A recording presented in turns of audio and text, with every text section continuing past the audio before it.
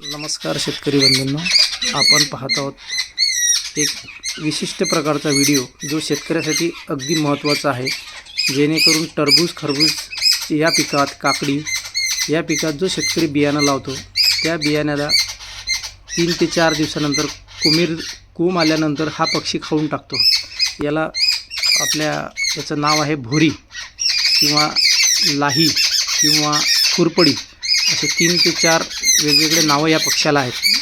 हा पक्षी सकाळी 6 ते 7च्या दरम्यान व संध्याकाळी 4 ते 5च्या दरम्यान आपलं बियाणं पूर्ण खुरपडी खाऊन टाकते। तर तसाच हा शेतकऱ्यासाठी एक उपयुक्त असा पक्षी आहे। जर एखाद्या ठिकाणी कुठे साप दिसत असेल तर ते साप शेतकऱ्याला आहे बुवा हा अलर्ट करून देणारा सुद्धा हा कामाचा पक्षी आहे। हा तिथे कल्ला करू चिवचिव करू हा सापसुद्धा ओळखून देऊ शकतो, असा हा एक शेतकऱ्याचा मित्र पक्षी आहे।